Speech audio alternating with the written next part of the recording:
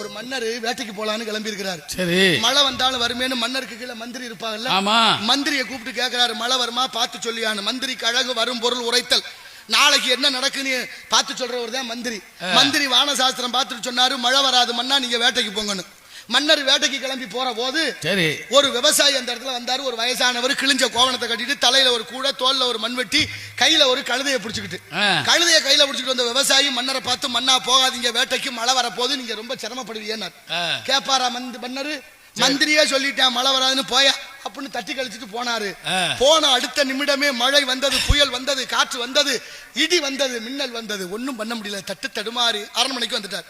அரண்மனைக்கு வந்த மன்னருக்கு கொஞ்சம் சந்தோஷம், கொஞ்சம் சங்கடம். என்ன சங்கடம்? மந்திரி சொன்ன மழை வரும்னு, வராதுன்னு, அது நடக்கல. விவசாயி சொன்ன மழை வரும்னு நடந்து போச்சு. அப்ப மந்திரி சொன்னது பொய்யா போச்சு, விவசாயி சொன்னது உண்மையிலே நடந்து போச்சு. நம்ம மந்திரியை நம்பணும், ஆனா விவசாயியை நம்பல. நாட்டுல அப்படித்தான் இருக்கு, மந்திரியை நம்புறோம், விவசாயியை நம்பல. இப்ப மன்னர் விவசாயியை கூப்பிட்டு விட சொல்லி வந்தோன்னு கேட்டாரு, நீ சொன்ன மழை வரும்னு தடுத்தேன், நான் கேட்காம போனேன், எப்படியா மழை வர்ற விஷயம் உனக்கு தெரியும்னு கேட்டாரு மன்னர்.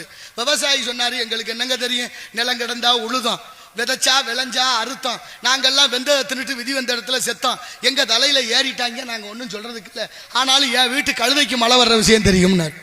கழுதைக்கு மழை வர்ற விஷயம் தெரியுமா? எப்படி? ஆமா, நீங்க வரும்போது ஒரு கழுதையை கையில பிடிச்சிட்டு வந்தல.